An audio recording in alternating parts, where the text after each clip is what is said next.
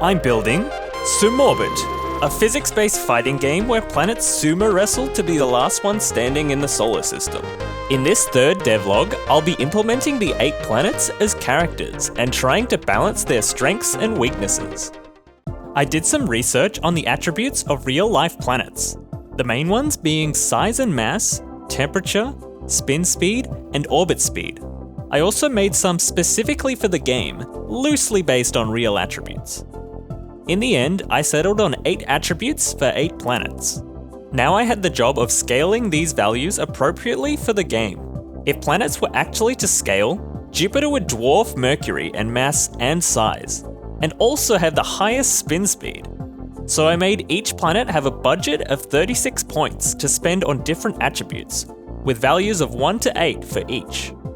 I tried to make each planet close enough to their real-life stats, but also have distinct archetypes. I decided to have each planet excel at one of the stats and have the lowest value for another stat. Mercury made the most sense to have the highest movement speed, since planets closer to the Sun have higher orbit velocity. This tended their playstyle towards a rushdown archetype, staying in your face and making quick grabs and bounces. The small size and high speed makes them difficult to grab, but a well-timed bounce would send them flying due to their low mass. Venus has the highest temperature. It's hotter than Mercury despite being further from the Sun, and has middle-of-the-range values for other stats. High temperature means being grabbed for less time. This fit with the existing mechanic of not being able to grab the Sun for very long. Venus spins very slowly, and even spins backwards relative to other planets in real life.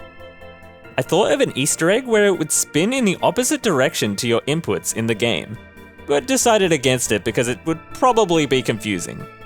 Its slow spin doesn't matter too much since you won't really need it to break out of grabs. Overall, a decent beginner character. Earth made the most sense to be an all-rounder, while also having high health due to its proximity to the habitable zone of the solar system.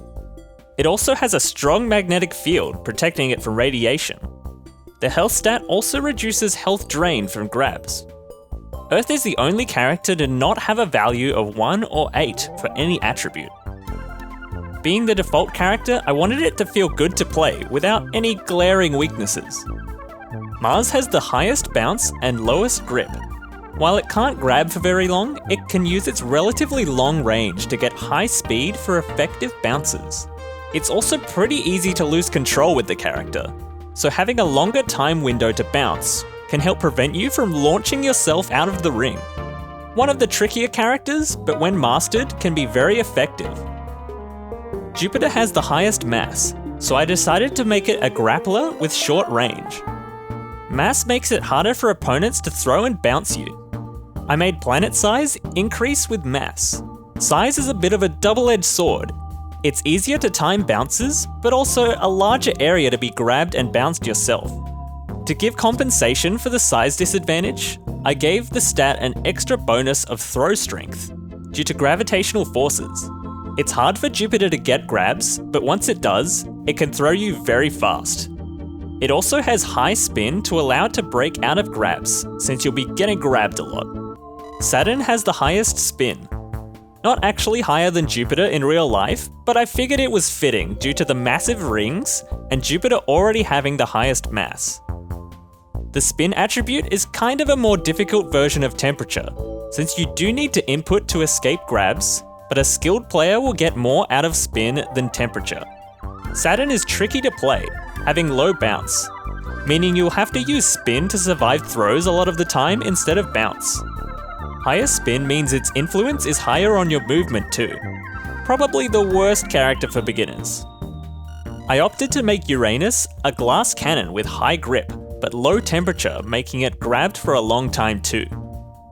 Grip causes an increase in grab time, and a faster grab recovery rate after usage.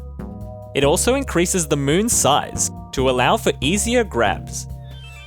An effective strategy with the character is grabbing and holding to drain health instead of throwing. Its low temperature makes the mirror match a bit interesting, with one grab doing majority of its low health bar. Even with all this, it's probably still the easiest heavy character to play. Neptune is a zoner with high range. It makes it difficult for opponents to get in, but once you do, its slow speed and low health means it'll die quickly. Range also makes grab dashing more effective, giving Neptune extra movement to compensate for its slow base speed. Though it can be a little difficult to control. Another tricky planet to play, but it rewards patient gameplay. But what about Pluto? The forgotten 9th planet, shafted from planethood in 2006. Well, the hidden lore is that Neptune's moon is actually Pluto, which is why it has such long range. I had formulas to convert the stat numbers from 1 to 8 to numbers that would actually affect gameplay values. From the first playtest, characters seemed a little overtuned. Mercury was too fast, and heavy characters like Jupiter couldn't really do anything against them. The ring seemed a bit small for large planets, so now the starting ring size increases with average planet size.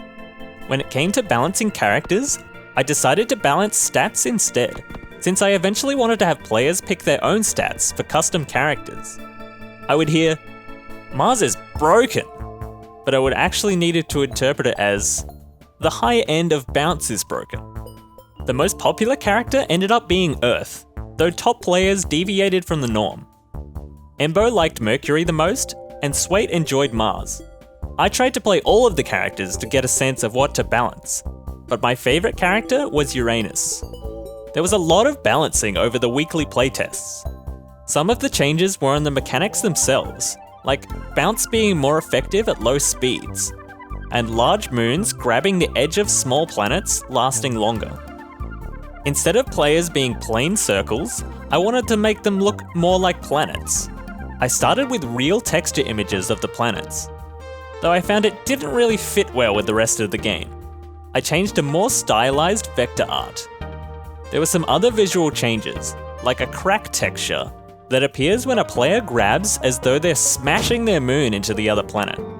Also, a grid texture when players grab the fabric of space.